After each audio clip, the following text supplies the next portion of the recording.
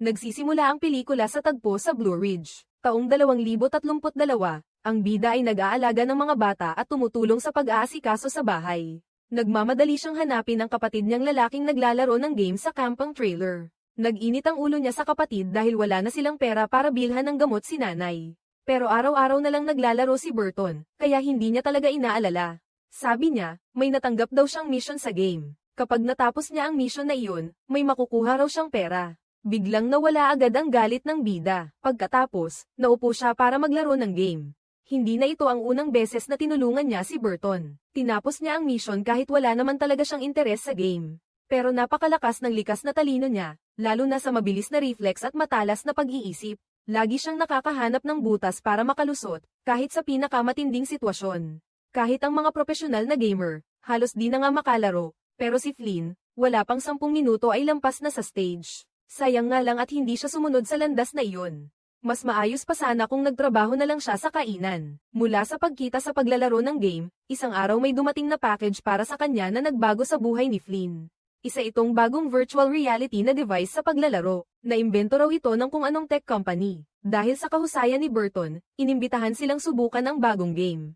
May bayad pa raw ang paglahok sa test. Natatakot si Burton na kapag pangit siya maglaro, baka ay disqualify siya ng mga iyon. Kaya nakiusap siya kay Flynn na siya na lang ang pumalit, at medyo nausisa rin naman siya. Kaya isinagawa ang koneksyon ng device sa utak sa 3:00 ng madaling araw. Pagkatapos, para bang tumago si Flynn sa kung saan at biglang napunta siya sa lansangan ng isang malaking lungsod.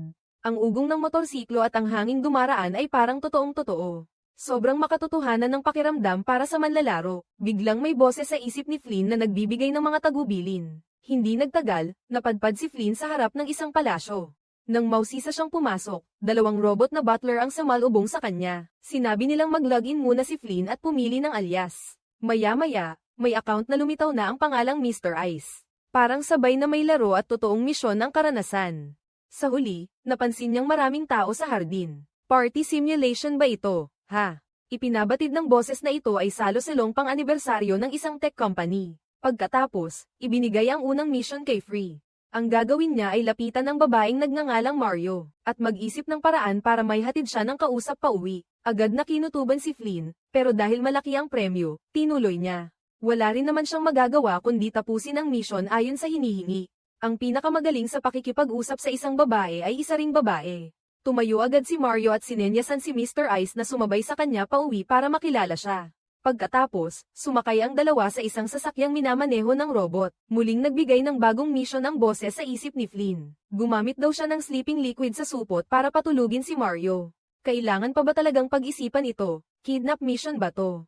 Agad niyang kinuha ang sleeping liquid at inilapit sa ilong ni Mario. Muntik na agad siyang mawalan ng malay. Hindi inasahan ng robot driver ang kakaiba, kaya agad itong umatake. Hindi ito karaniwang robot. Kaya nitong magmaneho at manakit din si Mr. Ice, at bumunot pa ito ng kutsilyo. Pero mabilis din ang reaksyon ni Mr. Ice. Nang makitang hindi pa nakalayo ang robot, agad niyang hinawakan ang kutsilyo gamit ang 2 kamay. Pagkatapos ay malakas niyang tinadyakan ang preno, at ang robot driver ay tuluyang nawala sa katinoan.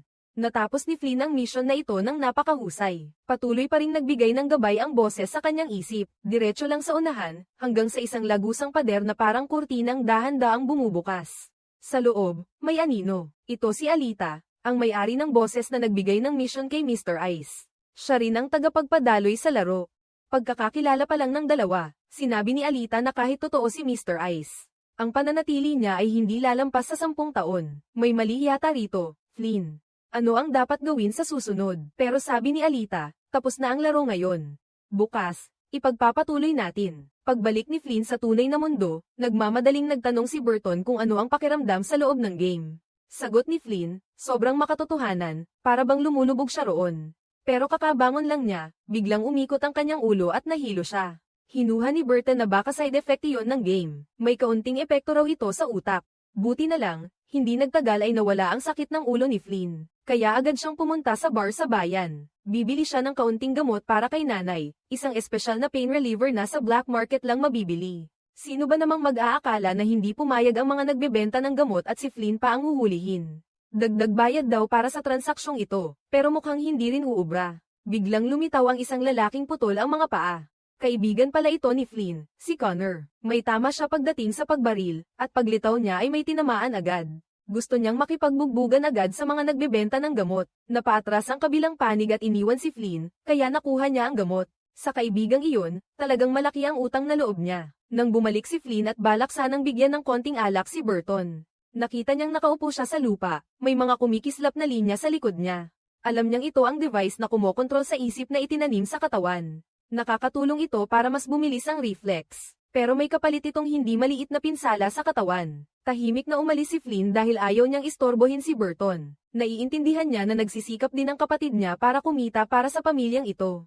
Kinabukasan ng umaga, sabik na sinuot ni Flynn ang device. Para maranasan muli ang napakatutuhanang laro. Akalain mong ngayon, siya na naman ang papasok. Sobrang nabigla si Flynn dahil ang karakter niya sa game ay nakagapos sa mesa ng operasyon. Hindi gumagalaw ang buong katawan. Sabi ni Alita, kailangan oprahan ang mata ni Mr. Ice. Takot na takot si Flynn at gusto niyang makaalis sa laro. Sino ang mag-aakala na sasabihin ni Alita na hindi pwedeng basta na lang lumabas ang manlalaro sa game? Si Alita lang ang may pahintulot, at si Mr. Ice ay napipilitang palitan ng bagong mata.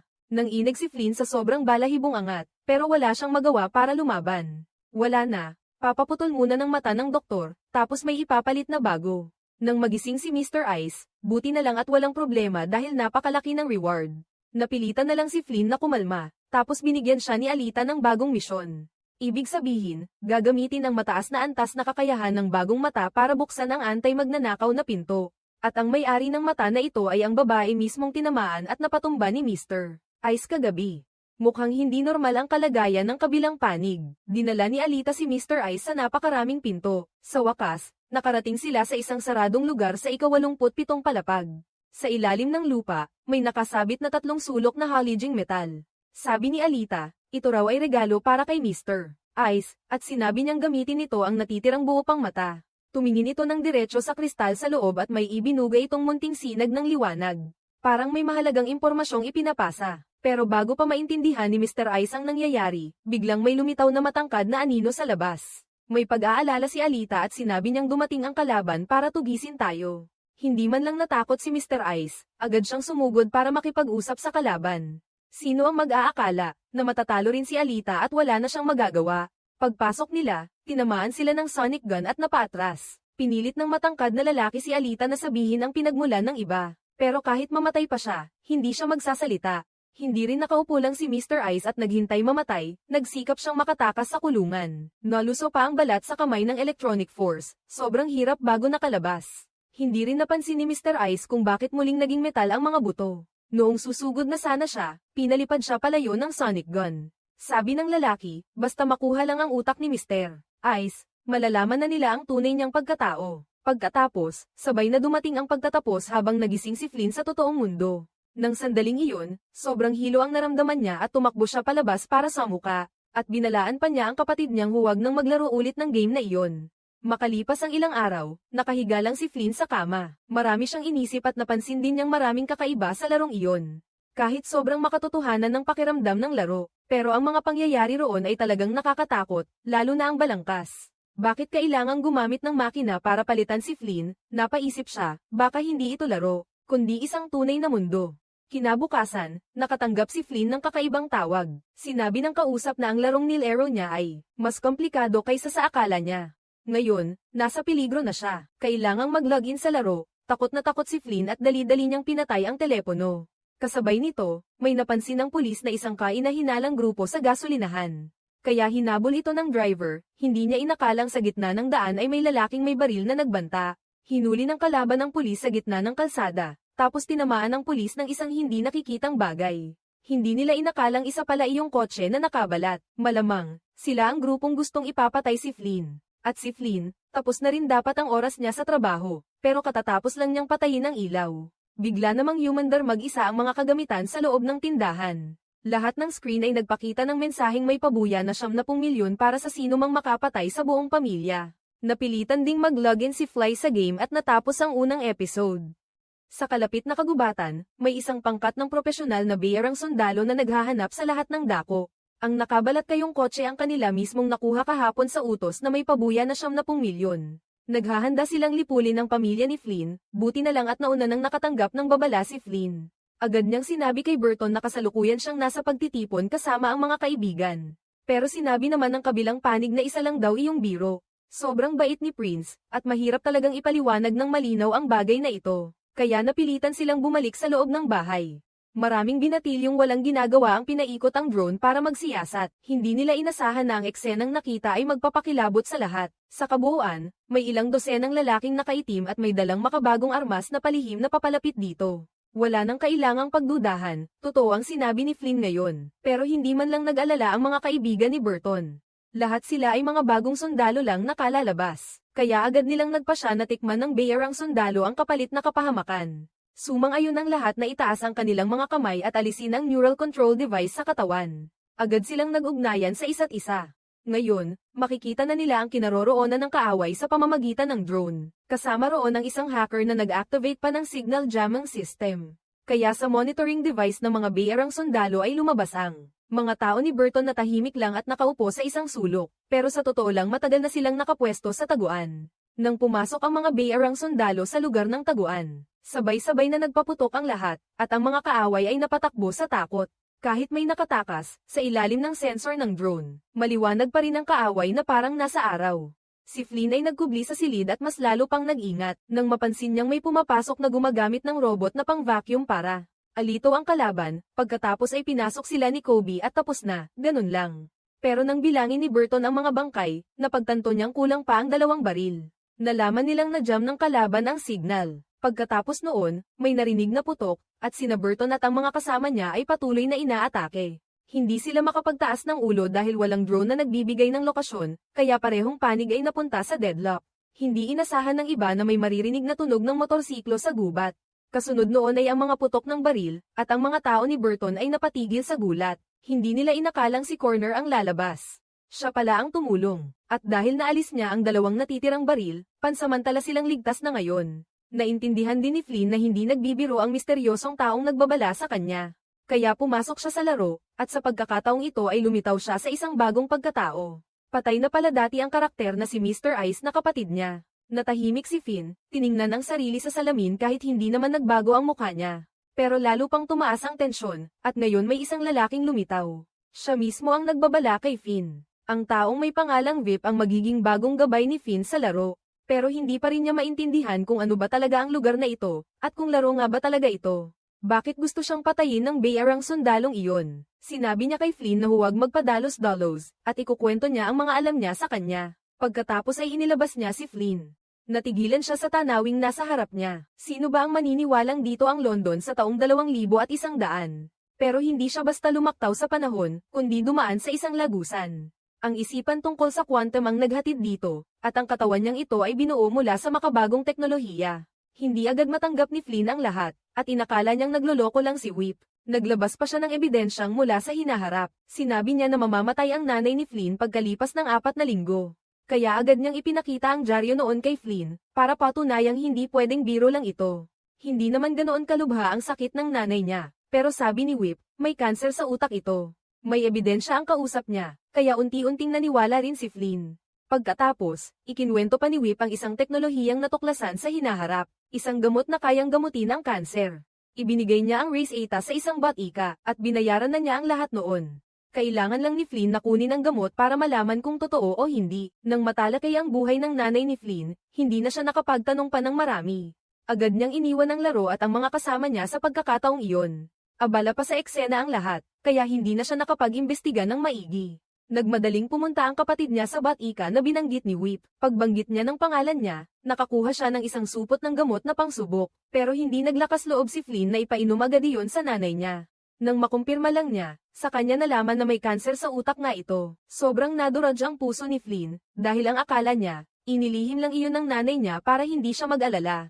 Kinumpirma ng doktor na wala pang 2 buwan ang itatagal ng buhay ng ginang. Sa pagkakataong ito, hindi na rin nagdalawang isip si Flynn. Nang pumayag ang nanay niya, tinurukan na niya ito ng gamot. Kasabay nito, lalo siyang naging mausisa at inaasahan niya ang mahiwagang mundong nasa hinaharap. Kahit hindi pa malinaw kung epektibo ang gamot, ilang pirasong totoong impormasyon na rin ang naibulgar nila. At heto na, napunta si Flynn sa mundong hinaharap. Pagmulat niya, nasa isang mararangyang hardin siya. Sinabi ni Whip sa kanya na pag-aari iyon ng mansiyon ni Ginoong Lepzubov. Napakayaman at makapangyarihan ng lalaking iyon. Maging ang mga alaga niya ay mga hayop na matagal nang naubos. May ilang mahalagang impormasyong may kinalaman kay Flynn. Mas mabuting hayaan na lang si Lep na magpaliwanag ng sarili niya. Pagkatapos, diretsuhan na nila ang totoong usapan. Nagmadali silang ipo-login si Flynn sa laro. Ganoon para mabanat nila ang mga bakas ng isang tao. Si Elite iyon. Ilang araw na ang nakaraan, bigla na lang siyang nawala, at si Flynn ang huling nakausap niya. Sa kamay ni Elite nakasalalay ang kontrol sa 5 pwesto sa hinaharap ni Flynn.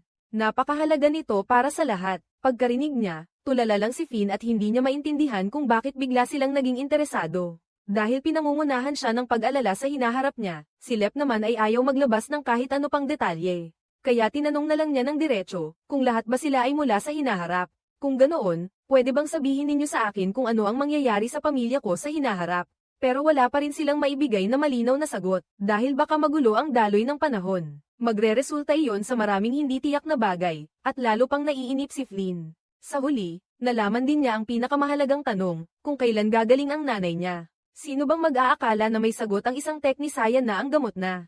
Itinurok niya sa nanay niya ay 57% lang. Kung magiging matagumpay ba ito at mapapagaling ang sakit, bahala na ang tadhana. Hindi na mapakali si Florin, mariin niyang sinabi na. Hanggat hindi gumagaling ang sakit ng nanay niya, wala siyang ibubunyag na kahit anong balita tungkol kay Elita. Pagbalik ni Florin sa realidad, nakita niya ang pulis na nakikipag-usap sa kapatid niya. Inakala niyang may masamang nangyari. Baka nadiskubre na ang pamamaril kagabi, pero mukhang napag-isip-isip na niya ito, at ilang oras na pala ang lumipas. Nadiskubre lang ng pulis ang 2 kotse na inistilo para magmukhang iba. Masyadong sineseryoso ng mga awtoridad ang bagay na ito, dahil hindi pa rin uso ang ganitong teknolohiya hanggang ngayon. Sa inspection, may nahanap ang pulis na bala mula sa baril ng may-ari ng sasakyan na mukhang hindi basta-basta. Para masigurong ligtas, pinuntahan ng mga pulis ang malapit na bahay ni Flynn para magtanong. Buti na lang, kakilala ni Burton ang kausap at nailihis niya ng maayos ang mga pulis. Kaya hindi na nakita ng kausap ang eksenang nililinis ang mga bangkay. Huminga rin ng maluwag ang pelikula, saka ikinwento kay Burton ang sariling paglalakbay patungo sa hinaharap. Kung may mersenaryo na hahabulin ang taong nasa hinaharap, tiyak na makapag-uulat ito ng maaga. Pero hindi naniwala si Burton na ganoon iyon. Sa lahat ng bagay, kailangan umasa sa sarili. Napag-usapan na niya ito ng mga kasamahan niya noon. Mananatili siyang nakatalaga rito para magbantay. At tungkol naman sa babalang mula sa mundong hinaharap na sinabi ni Flynn, hindi iyon pinaniwalaan ni Burton sa umpisa. Pero ilang sandali lang ay nagbago ng todo ang isip niya. Siyempre, hindi ito dahil sa swerte. Kundi dahil nakuha ni Flynn ang impormasyon mula kay Whip, agad na nakakita ng malaking pera ang magkapatid. Nagpa siya si Burton na magtabi pa ng dagdag na baril para mas handa. Kasabay nito, naniwala siya sa mga sinabi ni Flynn tungkol sa mundong hinaharap. Biglang naisip ni Flynn si Connor at sinabi kay Burton na isama na rin siya sa kanila. Pero sino ba ang mag-aakala? Agad itong tumutol dahil buong araw lang daw ay nag-iinom si Connor. Kapag isinama pa raw ang ganoong tao, baka lalo lang masira ang plano. Pero hindi sumang-ayon si Flynn. Para sa kanya, mapagkakatiwalaan si Connor. Sa huli, napapayag din niya si Burton. Nang gabing iyon, agad itong pumunta kay Connor na noon ay nakahiga at nagre-relax. Lumalabas na magkasama na silang naglingkod noon. Hindi na kasing ayos ang relasyon nila matapos marinig si Burton. Sabi na lang na ang pamilya niya ay napagkamalang target ng mga profesional na hired killer. Parang nagliliyab ang apoy ng pakikipaglaban sa puso ni Connor. Hindi na niya kaya ang ganitong nakakainis na mga araw. Agad siyang pumunta sa bahay ni Flynn, habang si Flynn ay may duda pa rin sa mundong hinaharap. Nag-online siya para hanapin ang pangalan ni Alita at ng iba pa. Pero wala siyang nakita, at may ingay sa kusina sa sandaling iyon. Lumabas si Flynn at pagbukas niya ng ilaw, nakita niyang naghahanap pala si Mama ng makakain. Doon lang sila tuluyang napaiyak sa tuwa dahil nakita na ang lola. Patunay na mas maayos na ang lagay ni Lola. Sa mundong hinaharap, matapos makawala si Flynn sa laro, pinoprotektahan ng matalinong isip ang katawan niya. Nang mag-usap sina Whip at Lep, lumabas na noong una ay hindi pa kilala ni Lep si Flynn. Kalaunan, sa mungkahi ni Whip, saka lang niya nakilala ang manager. Ang pangalan ni Flynn sa timeline ng hinaharap ay Alita, at doon naging interesado si Lep kay Flynn.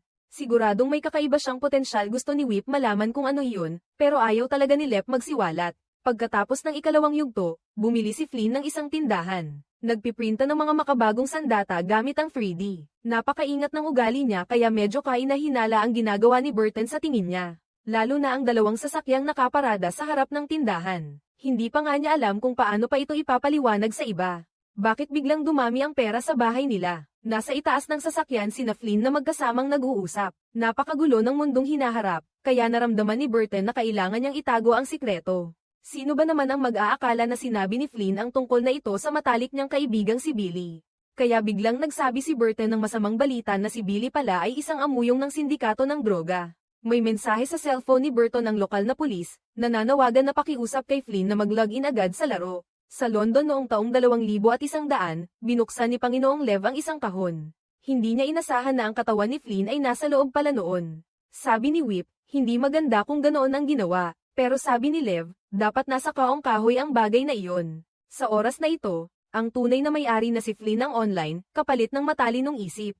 Tiningnan niya ang kahon sa likod ni Lev at napangiti na lang, saka iniba ang usapan. Ngayon, mas gumanda na ang lagay ng nanay ni Flynn. Kasunod nito, oras mo nang tuparin ang pangako, kaya sinabi niya pati ang nangyari ng gabing iyon sa ilalim ng basement. Naalala ni Flynn na baka nakatakas na si Alita. Agad na inakyat ni Techniscian Ash ang datos na nandoon sa kanila papunta sa Research Institute.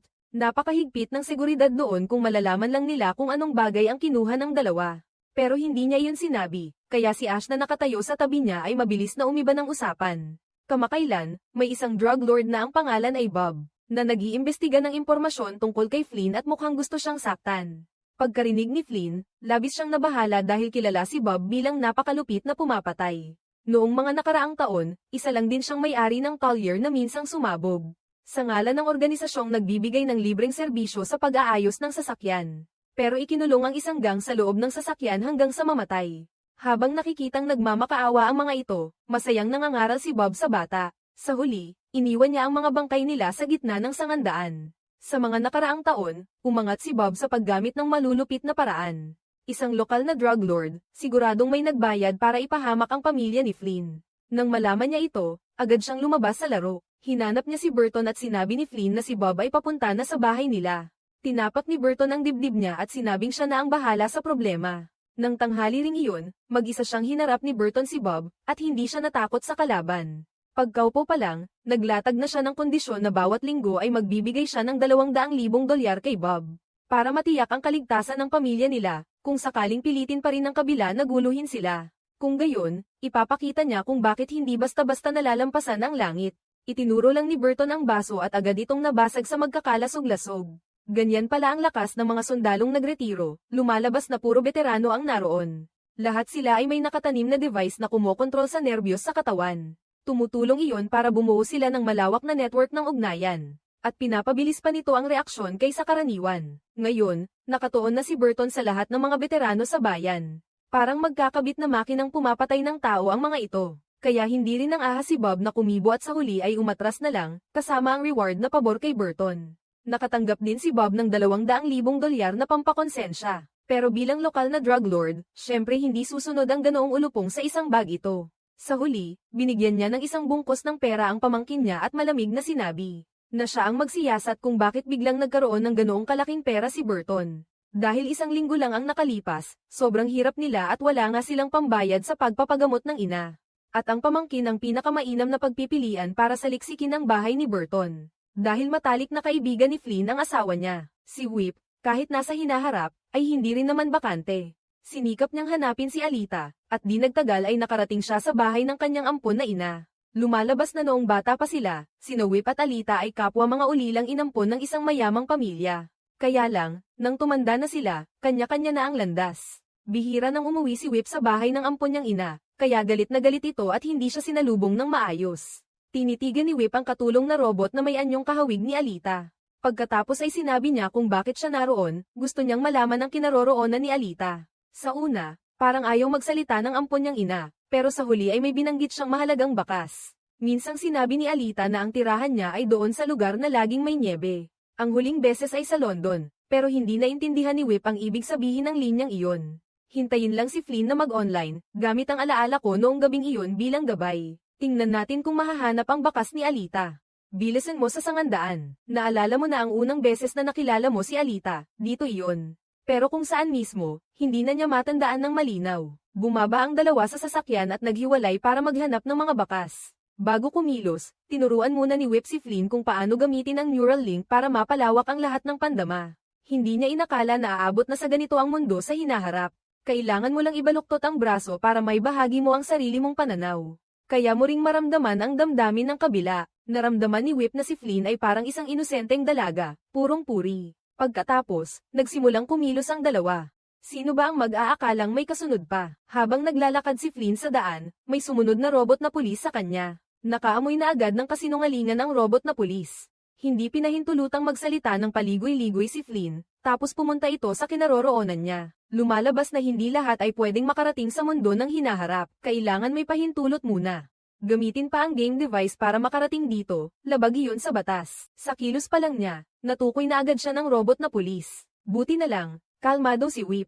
Agad siyang nakipag-ugnayan kay Ash para ayusin ang warehouse at magpaliwanag sa pulis. Hindi gusto ng girlfriend niya ang sariling katawan niya, kaya nanghiram siya ng ibang katawan. Para mas makahikayat pa, at para halikan si Flynn. Sa wakas, napabayan na rin ng bangkay ang usaping ito, at nailabas ni Ash si Flynn mula sa laro. Pero hindi pa rin siya mapakali, ni hindi pa rin niya mapakalma ang sarili niya. Gaano ba kasalamin ang pakiramdam sa mundo ng hinaharap, sa sobrang totoo? Parang may kilig pa nga siyang naramdaman, at nang mag-online siya ulit, nakita niya iyon. Sobrang panghihina ng loob ni Whip dahil wala pa ring usad ang paghahanap kay Alita. Pero nang aksidenteng marinig niya ang pagdampi ng nyebe. Sa huli, sa London, may isang ideyang pumasok sa isip niya. Ang ibig sabihin ng nyebe ay Snow, kaya kailangan nilang hanapin ng isang taong ang pangalan ay Snow. May naalala si Whip. Sinamba ni Alita ang isang historyador na nagngangalang Edgar Snow, at ang tinitirhan ng matanda noon ay sa house number 18. Ang Blue Ridge sa London ang posibleng tirahan ni Alita. May kaunting usad na ang paghahanap kay Alita, pero ang tunay na kalaban nila ay, sa huli, ang lumitaw sa ibabaw ng tubig ay ang babaeng pinuno ng Research Institute na si Charles. Mula nang malaman niyang ninakaw ni Alita ang mahalagang bagay ng kumpanya, agad siyang nagsagawa ng malawakang pagtugis sa buong lungsod. Iyon din ang pangunahing dahilan kung bakit nawala si Alita, at si Flynn, nadamay pa at naging target din ni Charles. Gusto niya itong patayin. Ang mga dating upahang mamamatay tao na sina Mute at Damlin, pati si Bob, ay pawang nasa likod niya. Ngayon, buhay pa si Flynn, pero si Alita ay wala pa ring bakas. Hindi kontento si Cherry sa seguridad na pinapatakbo ng kanyang mga tauhan. Bantaan ang kabila kung hindi nila makita ang anumang bakas ni Alita. Kung gayon, tumalon na lang siya rito. Ang paraang ito, nakapagtataka, pero epektibo. Mabilis na natukoy ng mga tauhan ang isang mahalagang bakas. Isang empleyado ng Time Management Department, at si Alita ay kakilala niya. Sa dormitoryo, si Charles mismo ang pumunta sa huling empleyado. Inamin ng kabila na may naibunyag silang lihim na balita, tungkol sa pamamahala ng oras para kay Alita, at nalaman din nila ang kinaroroonan niyang lihim. Ang naging katapusan ng empleyadong ito, hindi inaasahan ng sinuman. Pinainom ni Cheris ang kabila ng gamot na pampawis. Ginamit niya ang mga mapanirang bubuyog na kayang pumatay ng tao, sobrang bangis. Nang dumating sina Flynn at Whip sa address ni Flynn, nalaman nilang ito ang lugar kung saan unang nagkita si Alita. Sinundan nila ang makitid na daanan papasok sa lumang bahay. Dito siguradong tumira si Alita, pero ang tanawin sa loob ang nagpatindig ng balahibo ni Flynn. Sa gitna ng sala, may nakapatong na isang orasan. Kagaya ng orasan sa bahay niya, at sa mesa ay may modelo pa ng bahay niya. Kasama pa roon sina Burton at ilan sa mga kasamahan niya. Hindi maintindihan ni Flynn kung bakit ganoon na lang ang pag-aalala ni Alita sa kanya. Kahit wala roon ang kabila, nahanap ni Whip ang chip niya. Maaari nitong kunin ang impormasyon tungkol sa mga kilos na may kinalaman kay Alita. Nang papalabas na sana ang dalawa, dumating pa ang mga tao ng Research Institute kasama ang mga robot hanggang dito. Muli, naramdaman ni Flynn ang lakas ng shockwave na tumatagos sa katawan niya. Sa totoong buhay, hindi rin ito papayag. Kahit ang VIP, hindi madaling gipitin. Hindi agad mapapatay ang robot, sinamantala ni Flynn ang pagkakataon at muling iniharap ang shockwave upang makaganti. Pagkatapos, galit niyang tinanong ang kabila kung bakit gusto siyang patayin. Nang sasabihin na sana niya, nalaman ni Flynn na may ninakaw siyang mahalagang bagay. Hindi inaasahan, biglang tumayo ang robot at nilusob siya ng espada. Lumalabas na si Charles pala ang kumokontrol sa robot mula sa malayo. Galit na galit si Flynn at pinaputokan niya ang robot ng sunod-sunod. Noong taon ay 2076, sa gitna ng makapal na hamog, makikita sa buong lungsod ang mga gusaling gumuho, ang tanawin ng mundong ito na parang wakas ng lahat. Isang grupo ng mga bata, matapos makahanap ng makakain, nagtipon sila sa loob ng isang lumang bus. Noong bata pa si Whip, dahil kaunti lang ang nahuhuli niyang isda, hindi siya pinakain ng pinuno ng grupo sa tanghalian. Umupo si Alita sa tabi niya, inalo siya, at hinati pa ang kalahati ng pagkain niya para kay Whip. Sa oras na ito, nakita ng mga bata na may namamahagi ng libreng pagkain. Akala ng lahat ay patibong iyon, pero hindi nag-alala si Vip. Takbo na tayo roon at tingnan. Malapit na tayo sa lugar kung saan mo ibinato ang bato, para masilip ko ang paligid. Biglang nawala ang namamahagi ng pagkain. Talagang patibong nga iyon. Sa huli, dinakip sina Whip at Alita ng isang misteryosong organisasyon noong kabataan nila. Tumigil ka na riyan. Ibinigay ni Whip ang chip ni Alita kay Lev. Sana mabilis niya itong ma-decode at makita ang kinaroroonan ni Alita. Pero sobrang alalahanin ni Lev. Kung wala ang chip ni Alita, ibig sabihin, parang humihina ang immune system, at hindi na siya magtatagal. Nagbanggaan si Whip at ang mga tauhan ng Research Institute. Kung ang kaaway ang tinamaan nito, hindi naman iyon ang pinakamasamang bagay. Habang nakikipaglaban si Flynn, malubha ang pinsala niya sa buong katawan. Sa tunay na buhay, may pinsala rin siya, lalo na sa kanang kamay na madalas manginig. Ito ang bakas matapos niyang piliting alisin ang kamay niya sa cable ng kuryente. Pinapayuhan ni Burton si Flynn na magpahinga at huwag nang bumalik sa mundong hinaharap. Pero matigas ang ulo niya, ayaw niyang lahat ay madamay sa labanan. Hindi pwedeng basta nalang umatras, habang nag-uusap ang dalawa, biglang bumagsak si Flynn sa lupa. Nanginginig ng todo ang katawan niya, pero makalipas ang 10 minuto, bumalik din siya sa normal. Pero mariing iginiit ni Burton na dalhin siya sa ospital. Sa tingin mo ba, dulot ito ng device ng laro? Mabilis na lumabas ang resulta ng pagsusuri. May sintomas si Flynn ng epilepsy. Pero napakalakas ng kuryente ng utak ni Burton kaya hindi pa rin siya kampante. Sinabi niya sa doktor na kamakailan lang ay naglalaro ang kapatid niya ng parang totoong buhay na virtual game. Pagkarinig nito, pinayuhan lang ng doktor si Flynn na huwag nang ituloy ang paglalaro. Sa pagkakataong ito, napagtanto rin ni Flynn ang pinsalang dulot ng laro. Hindi na niya binanggit ang mundong hinaharap at muling pinanood ang video ng pamilya noong bata pa siya.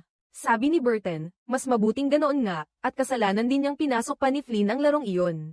Kung hindi sana siya nasaktan, pero wala ni kaunting pagsisisi si Flynn. Kung sakaling gumaling ang ina niya, mararanasan din niya iyon. Napakaganda ng mundong hinaharap, at hindi pa nakakapunta roon si Burton. Pagkarinig ni Burton sa paglalarawan ni Flynn, napakamot din siya sa ulo. Gusto rin niyang makita ang mundong iyon, at may isa pa siyang mahalagang dahilan. Gusto niyang alamin ang tunay na nangyari at baligtarin ang sitwasyon mula sa pagiging alanganin tungo sa pagiging nasa kontrol. Tutol ng todo ang mga kasama ni Burton, dahil kung bigla rin siyang manginig gaya ni Flynn, paano pa nila lalabanan iyon? Pagdating ng oras na iyon, paano nila haharapin ang ganoong pag-atake? May naisip si Connor sa gilid, dahil sa laro ay may isang sobrang maayos at matibay na katawan. Siya ang pinakaangkop na tao sa mundong hinaharap. Si Charles ang lumikha ng isang pangalawang katawan. Dahil sa huling sagupaan, malas siyang napatay. Pero nanatiling buo ang kanyang kamalayan matapos itong ilipat sa katawan. Mabilis na nakuha ang impormasyon tungkol kay Whip, na kapatid ni Alita. Kasabay nito, isa rin siyang tauhan ni Lev, ang pinuno ng grupong tulisan. Sa isang kisap mata, nakarating si Charles sa gusaling tinitirhan ni Lev. Diretsahang ibinunyag niya na inupahan niya si Alita para nakawin ang lihim na teknolohiya ng Research Institute. Pero hindi rin nagpatinag si Lev, kung may nawawalang tao, dapat lang i-report sa pulis. Ibig sabihin lang yun, hindi rin malinis ang teknolohiyang hawak ng Research Institute. Lumipat naman si Cherai sa ibang paksa, sabi niya ay mula sa 3 puwersa ang itinatayong lipunan ngayon. Ang Metropolitan Police ang laging nakaantabay para sa seguridad ng mga supply. Tinitiyak ang kapayapaan at kasaganaan, habang ang Research Institute ang nagbibigay ng makabagong teknolohiya. Pinananatili ng 2 panig ang isa't isa, at ang grupo ni Lev lang ang nagpapalabo sa tubig para makahuli ng isda. Ito ang bagong kaayusan sa gitna ng kaguluhan, at isa rin itong di mabawalang elemento. Pero hindi dapat pakialaman ng larangang teknolohikal ng Research Institute. Kung hindi, babagsak ang buong lipunan at lulubog ang lahat. Bihasa sa panlilin lang si Lev, kaya natural lang na hindi siya madaling mapapaniwala. Sabi niya, ang pinakamalaking lakas ng grupo nila ay ang pagkakaisa. Hindi sila natatakot sa kahit anong pagsubok o pananakot. Ngumisi si Cherise at sinabi niyang ang institute nila ay nag-aayos lang ng sistema. Ang assembly line ay kayang bumagsak ng isang malaking kumpanya ng napakadali. Kung maghaharap ang 2 panig, handa ang Research Institute na gumamit ng dahas. Ang pinakamatapang na pananalitang ito ang nagpagulat pati kay Lev. Hindi pa gaanong nakakalayo si Charles, nang biglang gumalaw ang body shell. Sa pagkakataong ito, si Connor na ang online, at natural niyang nakokontrol ang mga kamay at paa. Parang pakiramdam niya, nabigyan siya ng panibagong buhay mula sa simula. Pagkatapos, binasag ng body shell ang bintana at agad na tumalon pababa. Paglabas ng shell para tingnan si Ash, agad niyang napansin ang kakaiba. Ang pagtatangkang kontrolin ng offline body shell gamit ang device ay mukhang walang naibigay na resulta. Pero may napansin si Burton, at iyon ay ang butas sa usapin ng online control. Samantala, si Flynn na nasa kwarto at nanunood ng video ng pamilya ay nakita rin si Whip. Ginamit niya ang advanced na teknolohiyang ninakaw ni Alita para makausap si Flynn. Sa ngayon, pumunta rin dito si Whip para humingi ng tawad. Noon, hindi niya alam na makakasakit pala ang device sa gumagamit. Matapos ang ilang araw na pag-iisip, napagtanto rin ni Flynn na para lang siyang gamit. Kahit paano siya isingit ng iba, tinitingnan lang siya ni Lev bilang isang pyesa para sa pakinabang. Minsan nang nagsaliksik si Flint ng mga record tungkol sa mundong kinaroroonan niya.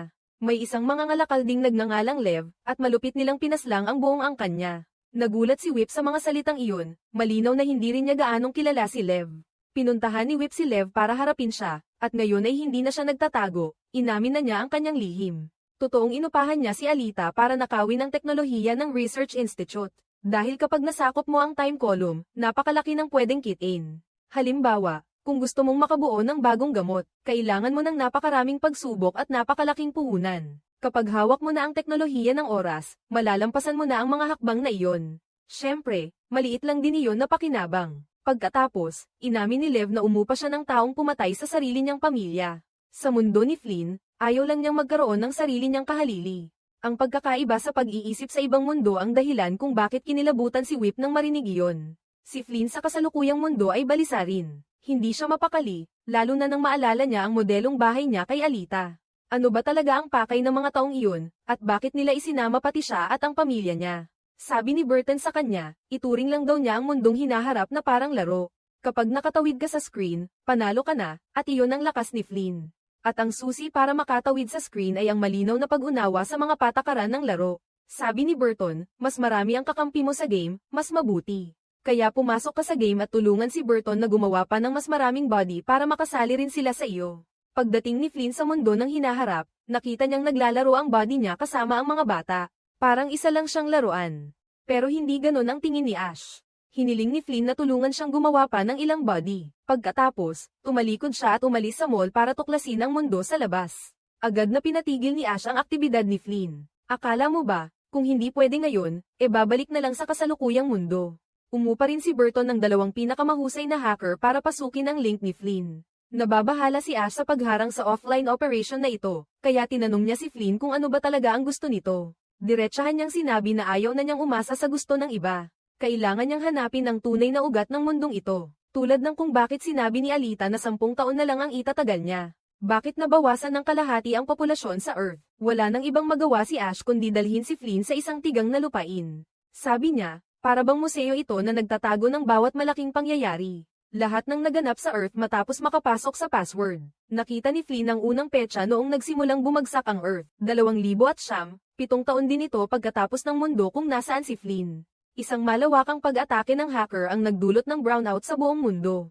Tumagal ng ilang buwan ang sakunang ito at biglang bumagsak ang populasyon. Sumunod ang isang nakamamatay na viro na tinawag na hemorrhagic fever. Sinisira nito ang mga lamang loob ng tao at napakataas ng bilang ng namamatay. Pagkatapos, sinundan pa ito ng matinding tagtuyot, nawalan ng bisa ang mga antibiotic, at unti-unting nasira ang mga pananim, at iba pa. Pagkalipas ng 45 taon, umabot na sa 7 bilyon ang nasawi. Hindi pa rin doon natapos, dahil may ilang bansa pang inatake ng mga terorista. Dahil dito, sobrang ninerbyo si Flynn nang mapanood niya ang bahagi tungkol sa nuclear bombing. Ang unang pinagbagtuhan ng atomic bomb ay isang lungsod. Ang malupit na katotohanan ito tungkol sa mundong kinaroroonan ni Flynn ay sobrang bigat sa kanya. Paano niya kaya malalampasan ang level na ito ng game? Sa episode na ito, nakatanggap ng misteryosong package ang 4 na lalaking ito. Nasa loob ang isang kahusayan sa pagkakayari. Napatingin siya at napahawak. Sino ba ang mag-aakala na susunod ay bubulwak ang mga pira-piraso? Natigilan ang lalaki, at sa sandaling iyon ay tumunog ang telepono. Lumalabas na tumawag ang security manager ng Research Institute. Alam niyang ang kausap niya ay isang profesional na mamamatay taong tinatawag na Pete, 18 taong gulang. Noong pinatay niya ang 3 border guard, inalok siya ng security manager ng $10,000 para kunin siya. Libre niyang isinagawa ang pagpatay, at may kasama pa siyang shotgun na may silencer. Noong una, balak pa sana niyang tumanggi, pero nalaman ng security manager na ginagamit niyang pangbantay ang buhay ng anak niya para siya mapilit. Pagkatapos ay tinanggap ng mamamatay taong iyon ang misyon, pero hindi niya hinanap agad si Flynn.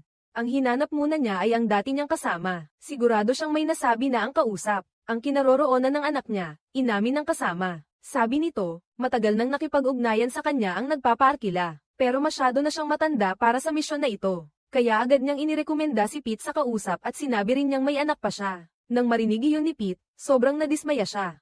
Kaya binunot niya ang baril at sunod-sunod na pinagbabaril ang mabilis na mga kilos. Sa isang kisap mata, napatumba niya ang kasama sa bubong at ang 3 anak nitong lalaki.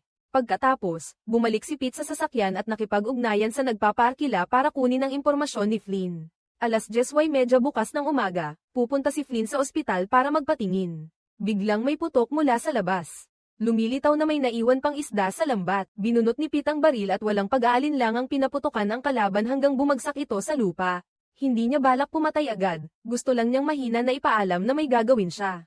Paandarin mo ang sasakyan at dalhin mo siya dito, baka makaiwas pa siya. Pero bali na ang mga kamay at paa niya, ni gumapang nga ay hindi na kaya. Wala nang tigil ang ubo niya sa sakit, at kinabukasan ay nasa ospital na si Flynn. Hindi niya alam na tina-target na pala siya ng isang matandang mamamatay taong malupit. Matapos lumabas ang resulta ng check-up, sinabi ng doktor na chinetsinyasan nito ang impormasyon. Nabahala ng husto si Button nang makita niyang nasaktan ang mata niya. Mukhang gawa ito ng interactive na game device. Nagdulot ito ng side effect, at sa oras na iyon ay nabangga ni Pete ang sasakyan sa tulay. Ito ang daan ng pelikula pauwi nang isiwalat ito ng nagpapaarkila sa hinaharap.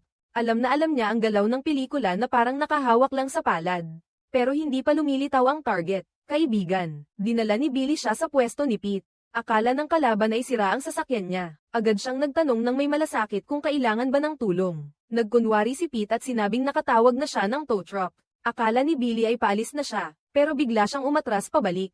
Hindi niya pwedeng iwan ang matanda rito ng mag-isa. Gustong-gusto na niyang magbuga ng inis, pero kinailangan pa rin niyang pigilan. Nakahanda na sana siyang tumanggi, nang makita niyang papunta rito sina Flynn at Burton sakay ng sasakyan. Ngayon, wala na rin siyang dahilan para magtago. Agad niyang binunot ang shotgun. Pero sino ba ang mag-aakala na hawak ito ng isang matanda? Isa na namang sandatang pamatay mula sa hinaharap. Buti na lang, sanay na sanay si Flynn sa ganito. Naiwasan nila ni Burton ang pag-ataking iyon. Dinagan ni Burton ang selinyador at tumakas. Swertehin man, bumangga sa pinto ng sasakyan at naipit ang pinto sa tabi ni Flynn kaya hindi mabuksan. Mula sa sasakyan, bumaba si Burton at nagpaputok bilang ganti, pero nakasuot na ng vest na panlaban sa bala si Pete. Wala siyang pakialam kay Flynn. Sa isang kamay lang niya hinawakan ang manibela, habang isang kamay ang nakatutok sa selinyador at kinokontrol ang kotse. Tinamaan siya ng bala ni Pete. Eksakto noon, binunot ni Billy ang shotgun. Nang makita niyang hindi pa rin tuluyang bumabagsak si Pete, isa pa ulit ang ipinutok niya. Muling napasuko nila ang lalaki, at di nagtagal dumating sa lugar si Chief Tommy. Dahil pampublikong lugar ito at takot silang mapahamak sa batas, tumawag sila ng pulis. Matagal ng kaibigan ni Tommy ang magkapatid na Flynn. Sa mga nangyari kamakailan, pakiramdam ni Tommy ay may itinatago sa kanya ang magkabilang panig. Kahit may pagtingin si Flynn kay Tommy, nahulaan din niya kung sino ang may sala. Ang assassin na ito ay ipinadala ng Research Institute sa hinaharap. Inupahan para patayin siya, pero kahit ganoon ay wala pa rin siyang ibinunyag sa pulis. Pauwi si Flynn na sobrang balisa sa nangyayaring ito. Ang lihim tungkol sa mundo ng hinaharap ay tila hindi na mapipigilan pang lumabas. Bukod pa roon, sa pagkakataong ito wala silang natanggap na babala ng maaga. Sinubukan ni Burton na iwasan si Billy at sinabing huwag mag-alala. Dahil kanina pa sinabi ni Flynn sa kanya ang lahat. Pag-uwi ni Burton, pagod na pagod siya, at hindi niya inasahang basta na lang magsasabi ng sikreto si Flynn kay Billy. May sarili ring pinagdaraanan si Lynn sa mundong ito. Si Billy ang pinakamatalik niyang kaibigan. Habang nag-uusap ang dalawa, napansin nila si nanay sa likod bakuran. Mukhang natuklasan na ni Ella ang libingan ng inupahang killer. Nandito na, kaya umamin na kayo, magkapatid. Ibinunyag mo na sa kanya ang lihim tungkol sa mundo ng hinaharap. Sa pagkakataong ito, isa na namang tao ang nakakaalam. Hindi na magtatagal, siguradong lalabas din ang lahat. Ang mundo ng hinaharap ay magiging lihim na alam na ng lahat. Pagkarinig niyon, naging matatag din si Ella. Sinabi niyang hindi pwedeng manatili lang silang walang galaw habang buhay. Kailangang lumaban pabalik. Nang marinig iyon ni Flynn, agad siyang napatayo. Sa puso niya, parang may nabuo na siyang pasya tungkol sa mundo ng hinaharap. Pumasok si Flynn sa laro para hanapin si Whip at sabihin sa kanya na may nagtangka sa buhay niya. Tinanong niya ang kabila kung bakit hindi siya binalaan ng mas maaga.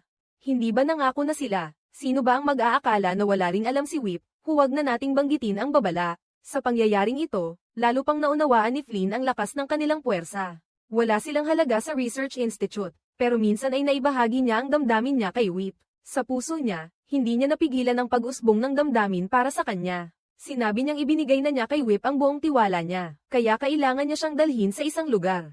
Di nagtagal, magkasama silang napalapit sa Research Institute, kaya pala gustong lipulin ni Flynn si Charles. Mas epektibo pala ito kaysa tumakbo at magtago, pero ang payo niya, napakalaki ng kapalit ng ganoong hakbang. Maliban na lang kung lubos na mauunawaan ni Flynn kung bakit niya ginagawa ito, at kung kaya pa ba niyang panatilihing kalmado ang sarili habang ginagawa iyon. Malaki ang napaisip kay Flynn ng mga salitang ito. Sa kasalukuyang mundo, dinadala ni Tommy si Pete papunta sa istasyon ng pulis. Hindi niya inasahan, pero kalmado lang itong nagpakita na parang walang nangyari. Kaya lalo pang sumimangot si Tommy, at pagkatapos ay pinayuhan siya ni Pete na palayain na siya agad. Kung hindi, magkakaproblema sila, dahil ang mga taong iyon ay hindi mag-iiwan ng kahit anong bakas. Katatapos lang niyang magsalita ng isang di nakikitang puwersa ang bumangga sa kotse ng pulis. Pagtaob nito, sa kanya nalaman na isang kotse na nakatago ang sumalpok. Di nagtagal, may nakita si Tommy na anino ng taong dahan-daang lumapit at kinaladkad si Pete palayo. Paggapang niya palabas, ingay ng makina lang ang narinig niya. Talagang arogante ang grupong ito, parang balat sibuyas sa kapal ng tapang. Si Flynn naman, nasa mundo ng hinaharap at malinaw na rin niyang naiintindihan ang sitwasyon. Hindi rin niya sinunod ang payo ni Whip at nagmatigas siya. Sa halip, diretsyo niyang pinuntahan ang main hall ng Research Institute. Pagkaraang matanggap ni Cheris ang balita, agad siyang humarap kay Flynn. Unang beses palang nagkita ang dalawang babae, pero wala ni kaunting lamig sa pagitan nila. Gumamit si Flynn ng pakiusap na huwag na siyang habulin pati na ang pamilya niya. Umiling si Charles at sinabing imposible iyon, dahil nagnakaw si Flynn ng napakahalagang bagay. Hindi niya maintindihan ang sinasabi ng babae, dahil wala naman siyang kinuha. Ngumisi si Charles at sinabing kung patuloy siyang magsisinungaling, patay na ang pinatutunguhan niya. Nagbago ang mukha ni Flynn. Kung hindi na pwedeng maayos ang usapan, ganoon na lang. Wala nang ibang paraan kundi gumamit ng lakas, kahit si Charles ay isa lang namang kapalit na katawan. Pero kapag napatay ito, masasaktan din ang totoong tao. Sino ba ang mag-aakalang mas nakakatakot pa si Charles kaysa sa paghawak sa leeg ni Flynn? Hindi siya natakot, agad siyang gumanti. Ilang galaw lang ng pag-ikot, naihagis na si Charles sa lupa. Sinabi niyang sa susunod, ang tunay na katawan na niya ang sasalubong sa kanila. Lumipat ang eksena sa isang buwan bago nawala si Aelita. Nakita rin niya ang kaopisina niyang si Mario na nagtatrabaho sa gobyerno. May espesyal na kapangyarihan ang mga tagapamahala ng oras ng Research Institute. Kinabukasan, pumunta ang dalawa sa Central Laboratory ng Department of Time Management. Sa pagpapakilala ng kaopisina niya, sa wakas ay nalaman din ni Aelita. Ang crystal na ito sa harap nila ay isang aparato. Isang napakalaking imbakan sa loob nito ang naglalaman ng lahat ng impormasyon ng Research Institute. Ang pinaka-nakakaingganyong bagay ay ang rank. Ang layuning iligtas ang mundo, ginamit nila ang time column sa pangalan ng isang science company para itanim ang device na kumokontrol sa nerbiyos ng mga sundalo sa mundo. Noong una, ang device na ito ay nakakaya lang magpalakas ng kakayahan ng mga sundalo sa labanan. Pero nagiging manhid at walang damdamin ang tao. Kalaunan, sa pamamagitan ng mga bagong eksperimentong pagbabago, nagkaroon ito ng emosyon. Sobra ring interesado ang kaopisina niya. Kung maipapakalat ang teknolohiyang ito sa buong sangkatauhan. Kung gayon, mawawala na ang alarm, pero nakita ni Aelita na hindi dapat ganoon. Ano man ang mangyari, tao pa rin sila. Pagkatapos ay umalis ang dalawa sa lihim na laboratorio. Sa daan, nakasalubong pa nila ang empleyadong si Mario, at tiyak na may hinala si Aelita. Noon pa lang, iniisip na niyang nakawin ang lihim na teknolohiya ng Research Institute. Ang pangunahing layunin ay pigilan ang planong magtanim ng device para sa kontrol. At si Mario, sa maling oras ng paglitaw, ay hindi sinasadyang naging kasangkapan ni Aelita. Bigyan mo siya ng mata na pwedeng makapasok sa laboratorio. Sa mga larawang nasa laboratorio noon, makikilala si Burton at ang mga kasama niya. Siya mismo ang unang test subject ng Research Institute. Si Connor ay sumabog at nawalan ng 2 paa at isang braso sa isang eksperimento. Mukhang ito ang unang aberya ng unang linya ng device. Pero hindi pa rin makita kung ilan sa mga sundalong napahinto sa serbisyo. May pinaghubutan ito ng damdamin, siguradong may nakatagong problema. Kasabay niyan, naipapaliwanag din kung bakit sa loob ng bahay. Muling lumitaw si Aelita sa modelong bahay ni Flynn kasama si Burton. At ang mga kasama niya ay nasangkot din sa ikalimang yugto sa nakaraang episode, kasama ang pangunahing babae na si Flynn. Sa sobrang galit, pinatay niya ang katawan ng taong namamahala sa Research Institute. Sobrang tensyonado si Whip at agad siyang inalis sa lugar kasama siya. Habang nasa daan, paulit-ulit niya siyang pinapaalalahan ng mag-ingat. Nang maipaghiganti si Kebo, mukhang wala lang kay Flynn at sa kanya iniba ang usapan. Naramdaman niyang napakalamig ng mga taong nasa daan. Halos walang pakikisalamuha sa isa't isa, at kung hindi ipapaliwanag, kay Flynn lang. Isang kilos lang ni Flynn ang nagpaalis agad sa mga taong nasa daan sa pagsunod sa kanya. Lumabas na ito pala ay isang visual illusion na ginawa ng Research Institute. Para magmukhang masikip at magulo ang mga tao, hindi lang basta panlabas na anyo.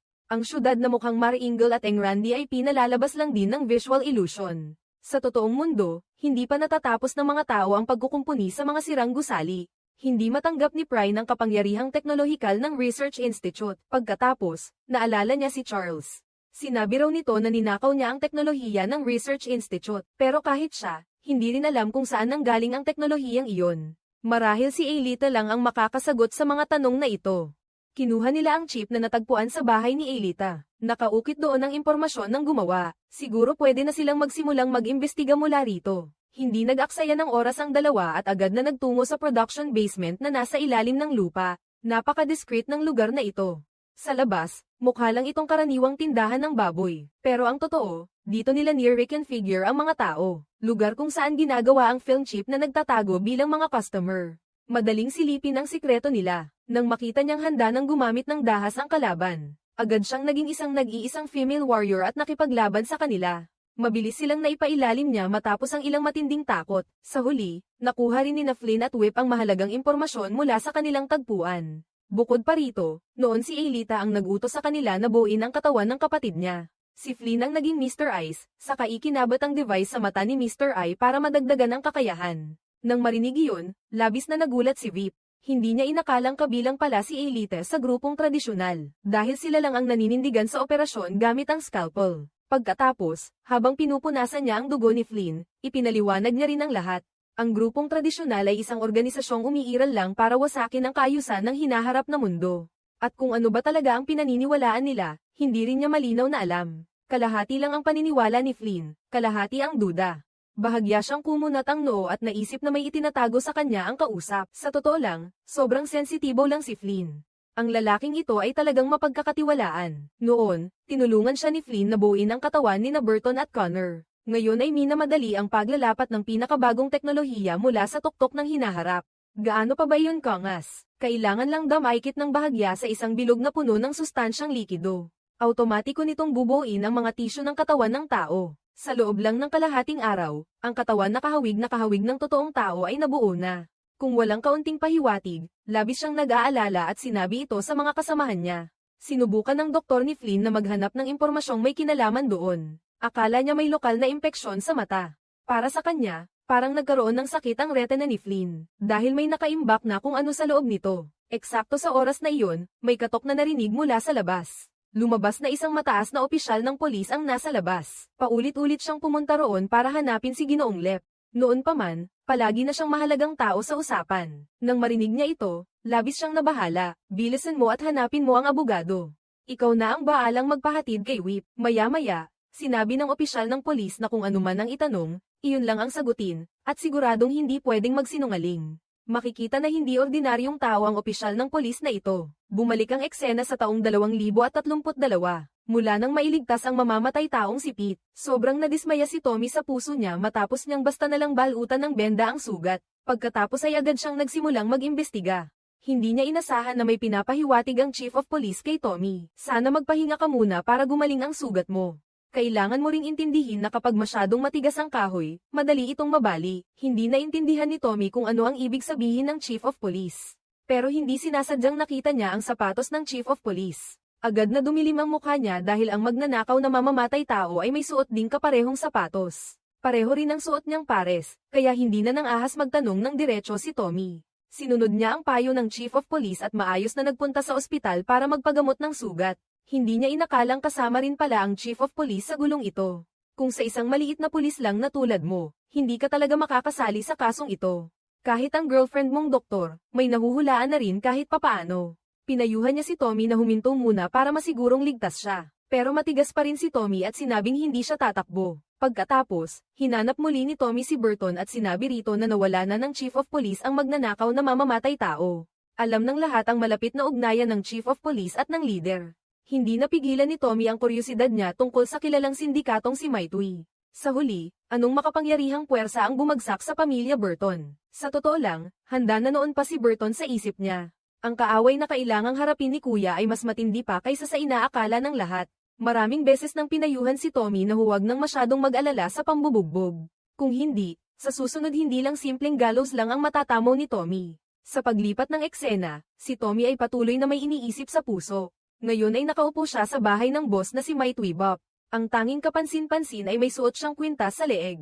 Makikita na hindi maganda ang kalagayan niya. Nagalit si Pete at tumayo. Balak niyang saktan ang tao. Hindi inaasahan, bigla siyang nangisay ng matindi. Bukod pa rito, maaaring kontrolado ng malayo ang kwintas sa leeg niya. Para maglabas ito ng napakalakas na kuryente, sa wakas napilitan si Pete na sumunod at umupo ng maayos. Sobra siyang sakim, at nang malaman niyang si Pete ay inuupahan din para kalabanin ng pamilya. Agad na hiniling ni Flynn sa hepe ng pulis na dalhin ang taong ito rito. Gustong alamin ni Bob sa mismong lugar ang pagkatao ng taong umupa sa kanya. Si Pete at ang mga impormasyong may kaugnayan sa hinaharap. Akala niya roon siya makakakuha ng malaking pakinabang, pero hindi niya inasahan na si Pete pala ang utak ng buong operasyon. Bukas lang ang bibig niya kapag kakain, pero kahit isang salita ay ayaw niyang ibunyag. Sa huli, naubos din ang pasensya ni Bob, kaya agad siyang pumunta para harapin ang hepe ng pulis. Balak niyang hanapin ang impormasyon tungkol kay Pete sa natirang mga record. Ipinagpatuloy ng asawa niya ang paghubog sa kaisipan ng mamamatay tao. Pero minamaliit na nila ang kakayahan ni Pete. Napakatusaw ni Pete, kunwari lang siyang lumabas para manood ng fish pond. Pagkatapos, inilabas niya ang mga nilutong sisiw na naitago na niya noon pa. Malakas niyang inihampas sa fish pond, at kahit na naipit ng asawa ni Bob ang kuryente sa tamang oras, bumagsak pa rin siya. Pero ang lasong fish pond ay hindi na kinaya ang presyon ng tubig sa loob, kaya tuluyang nagiba. Nang makita ang pagkakataon, agad siyang bumangon at mahigpit na hinawakan ang leeg ng asawa ni Bob. Sa gitna ng kaguluhan, pinindot niya ang electric switch at ayon sa instinct, parehong tinamaan ng kuryente at nawalan ng malay. Bumalik ang eksena sa taong 2009 sa London. Ang leader ng grupong Klep na si Lep ay kasalukuyang iniimbestigahan ng Metropolitan Police. Nang ibuhos ng teknisaya ng kape para sa kanya, hindi mapakali ang mga kamay niya at nanginginig siya sa futuristikong mundong ito. Dahil nakaimplanta sa tao ang chip, lahat ng gawa ng tao ay nasa ilalim ng pagbabantay ng pulis. Mukhang ang teknisaya na ito ay nakagawa na rin ng hindi kaunting paglabag. Mukhang walang balak maghabol ang Metropolitan Police. Kahit ang naunang kaso, nang patayin ni Lep ang seguridad na manager ng Research Institute, alam niya nang malinaw iyon. Pero sa paningin ng Metropolitan Police, maliit na bagay lang iyon. Hindi na kailangang banggitin pa ang babaeng gustong palayain ang asong nangganganak. Kapag nahuli ang isang hito, mas lalo lang lalalim ang nakatagong baho. Lalo na at natuklasan ng pulisya na may 3 iba pang tao sa lugar na ito. Kinokontrol ng isang tao gamit ang makina, kaya iniisip nilang ang organisasyon nila. Ang laban ni Lev at ng Research Institute ay isa sa 3 pinakamalalaking puwersa sa hinaharap. Siyempre, kailangan ding makisali rito ang Metropolitan Police. Pagkatapos, inutusan ng Metropolitan Police si Lev na dalhin ang 3 iba pa at ang operator. Kaya pala sila pumunta rito. Ito ang tunay na dahilan kung bakit siya narito. Mukhang labis na nag-ingat si Lei dahil sa investigador ng Metropolitan Police na ito. Kahit napakayabang ng ugali niya, hindi rin makatwiran ang hinihingi niya. Pero pinilit pa rin niyang magpanggap na kalmado at tumango sang-ayon. Pero sa totoong mundo, mabilis na nakatanggap ng login notice ang 3 tao mula sa grupo ni Burton. Unang beses palang gamitin ni Connor ang kagamitan. Pagkatapos ng ilang sandali ng pag-adjust ng computer genius, sa wakas, handa na rin si Connor, huminga siya ng malalim. Punong-puno ng sigla ang mga mata niya, alam mong ito ang pinakahihintay niyang sandali. Maraming taon na ang nakalipas, noong si Connor ay nasa serbisyo militar. Dahil sinubukan niyang iligtas ang isang sugatang asong pulis, hindi siya naging maingat at natrap, sumabog at tumilapon ang 2 paa at isang braso niya. Bagamat nailigtas siya kalaunan, araw-araw pa ring bumabagabag sa kanya ang nakakatakot na tagpong iyon noon. Dahil doon, nag-ulo rin ang buhay niya. Lahat ng trabaho ay naging hadlang, kaya pakiramdam niya ay parang mas mabuti pang mamatay na lang. Pagkatapos marinig ni Flynn na sa hinaharap, maari niyang mabawi ang mga kamay at paa niya, at balak pa niyang manatili na sa hinaharap habang buhay. Samantalang sa totoong mundo, sapat na ang pagpasok ng sustansya sa katawan para mapanatili siya. Ang mabuhay hanggang ngayon, sa wakas natupad din ang hiling niya. Kaya hindi niya mapigil ang ma-excite nang makapasok siya sa laro. 3 tao ang labis na nagulat, hindi inasahang may naghihintay pala sa kanila roon. Isa itong kalabang may napakataas na antas sa hinaharap, hanggang sa dulo ng episode 6. Sa naunang episode, nabanggit na ang Metropolitan Police sa hinaharap. Sa matigas na tono, tinawag ni F-Left ang grupo ni Flynn na mag-login sa laro. Kaagad na naglaho ang bahagyang pagkalito sa mukha ng investigador ng Metropolitan Police. Mukhang wala kang balak parusahan sila. Pagpayag ni Left, agad na dinala ng babae ang 3 sa training area ng pulisya. Ang lugar na ito ay hindi minomonitor ng Research Institute at hindi rin naaapektuhan ng Research Institute. Siyempre, ang pangunahing layunin pa rin nito ay pagsasanay. Makikitang marahang itinaas ng investigador ng Metropolitan Police ang kamay patungo sa nabagsakang bahagi ng konstruksyon. Biglang umumbok sa harapan, at pagkatapos ay walang tigil na lumitaw ang mga bakal at semento. Isang 8 palapag na training area ang tumubo mula sa ilalim ng lupa. Labis na nagulat ang grupo ni Flynn nang makita iyon, pero hindi na lang pinansin ng investigador ng Metropolitan Police. At sinabi niyang sina Burton at Corner ang kauna-unahang dumating sa hinaharap. Kailangang dumaan sa propesyonal na pagsasanay para maging akma. Sa pamamagitan ng pagpapalit katawan, agad silang inihatid ng assistant papunta sa training area. Naiwan si Flynn ng mag-isa, at sinabi niyang may gusto siyang sabihin sa kanya ng sarilinan. Sina Bert at Connor ay dinala ng mga attendant papasok sa training area. Sabi niya, may 8 palapag ang lugar na ito, at kailangang talunin ang kalaban sa bawat palapag. Mabibilang lang natapos ang pagsusulit kapag umabot na sa rooftop. Nang sigaw ng attendant na simulang patayin ang ilaw, biglang namatay ang buong ilaw ng gusali. Ang mga anino sa ilalim ng lupa ay unti-unting nagtipon sa iisang lugar. Nagkabalangkas sila bilang ilang combat robots, pero ni hindi kinabahan sina Burton at Connor. Ilang galaw lang, tapos na nilang lahat. Sabi ng attendant, 6 na combat robots ang nasa unang palapag. Pagkatapos, 6 ulit pa sa bawat palapag. Nagtaka si Connor at sinilip ang ulo ng pinto nila. Tama nga, totoong combat robots, totoong presyo. Nagkatinginan sina Burton at Connor na parang sobrang kumpiyansa nila. Samantala, si McFly sa labas ng training building ay nasa matinding gulat dahil sinabi sa kanya ng inspektor ng pulisya. Nasa data investigation ng pulisya, natukoy si Connor sa panahong buhay pa siya. At ang kapatid niya na si Burton ay hindi naman pala may kapansanan. Hindi pa nga siya nakakaraos sa serbisyo, patay na agad siya sa larangan ng digmaan. Ibig sabihin nito, matagal nang binuksan ng Research Institute ang Time Garden. Ibig sabihin din, ang mundong tinitirhan ni Flynn ay isa palang ibang mundo. Ginawa ito ng Research Institute matapos nilang subukang pakialaman ang agos ng panahon. Ang neurocontrol device na ginagamit ni Merton at ng mga kasama niya. Sa orihinal na mundo ay ginagamit, at pagkalipas pa ng ilang dekada lang talaga ito nagamit. Higit pa roon, ipinapakita ng datos ng pulisya na ang bagong mundong kinaroroonan ni Flynn ay parang mas maagang dumating ang katapusan ng mundo. Bakit kaya ganoon ang Research Institute? Hindi rin malinaw kahit sa inspektor ng pulisya, kaya gusto niyang makipagtulungan kay Flynn para sabay nilang matuklasan ang totoo. Mabilis na naisip ni Flynn ang isang tanong para sa inspektor ng pulisya na talagang pwedeng makaputol ng koneksyon niya sa future world o hindi. Ngumiti lang ang babae at hindi sumagot, saka kinamayan si Flynn para makaalis sa laro. Sa puntong iyon, nakarating na sa ika-5 palapag sina Connor at Burton ng training building. Napakaayos ng pagsasama ng dalawang lalaking ito. Malinaw na dala iyon ng kanilang training noong nasa militar pa sila. Kasabay pa nito, gumagana rin ang epekto ng neurocontrol device. Di nagtagal, umakyat ng tuluyan ang tatlo sa rooftop ng training building. Sobrang saya pa ni Connor at Burton dahil katatapos lang nilang lumaban. Biglang binuhusan sila ng isang attendant ng malamig na tubig. Sabi niya, hindi pa tapos ang training para sa tatlo. Isa lang ang pwedeng makatayo ng maayos. Nagkatinginan sina Connor at Burton, at agad nilang napagpasyahang unahin ang attendant. Pero hindi nila inaasahan na higit pa sa karaniwan ang kakayahan ng attendant na iyon. Ilang galaw lang niya, nabali na ang leeg ni Burton. Pagkatapos, itinulak pa niya si Connor at nahulog ito mula sa rooftop. Ang nakakainis lang, tumatawa pa ang lalaking ito habang nakalabas lang siya sa laro. Matagal na rin mula nang maramdaman niya ang ganitong klase ng saya. Ganoon kalupit ang laban, pero hindi man lang makangiti si Flynn. Kitatanggap lang niya ng mensahe na isa pang kasamahan ni Burton ang nagdala sa nanay nila sa ospital. Tapos sinabi pang bilisan daw nilang magkapatid pumunta roon. Hindi nila alam na patibong pala iyon para sa kanila. Noon, habang nasa future world pa ang grupo ni Bert, biglang sumiklab muli ang sakit ng nanay nila, at muli siyang nabulag. Kaya agad tumawag ang tatay niya sa isang sundalong nagbabantay. Nagmadali siyang ipinasundo si Lola papunta sa ospital. Pero ang killer na si Pete ay nakatakas na mula sa bahay ng kusinira. Pinuproblema niya kung paano niya papatayin si Flynn at ang kapatid nito. Kaya sinundan niya ang nanay ni Flynn papunta sa ospital. Talagang walang awa ang killer na ito.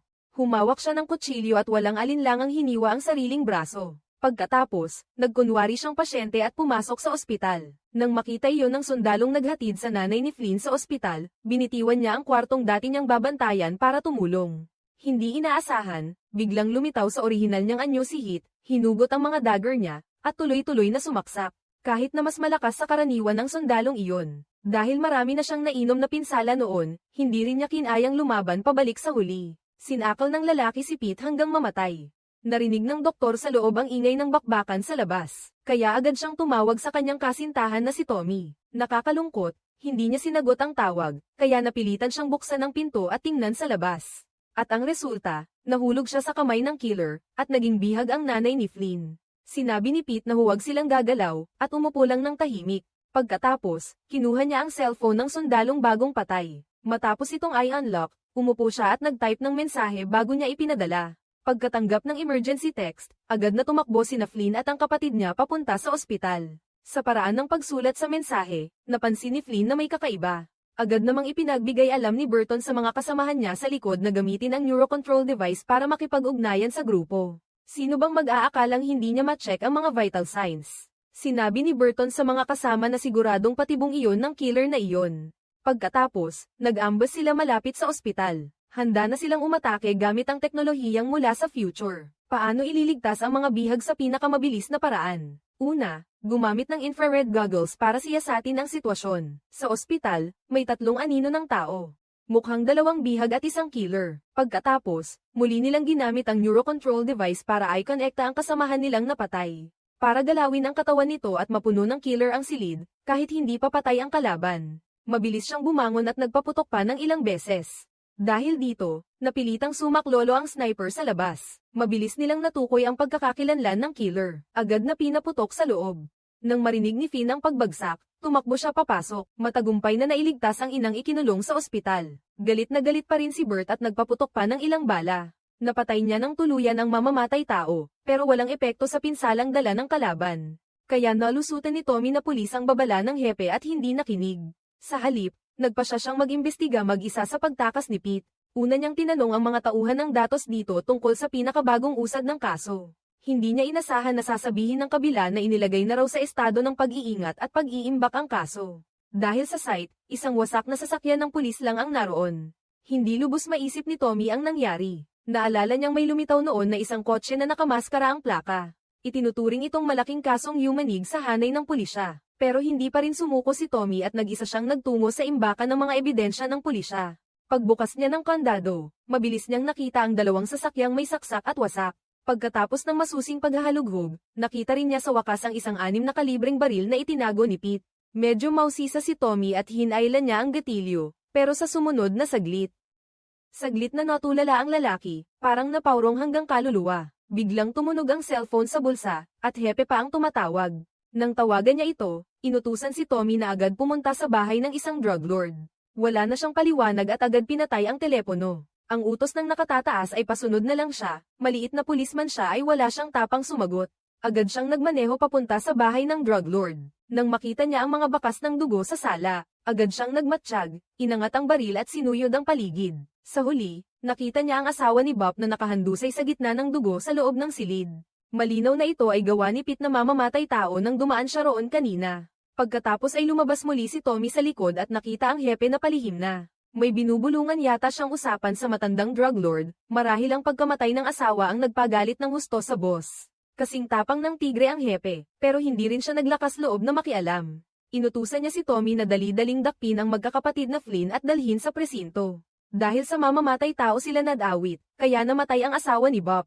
Maraming taon ng pulis si Tommy, kaya syempre hindi siya maniniwala sa napakapilay na palusot na iyon.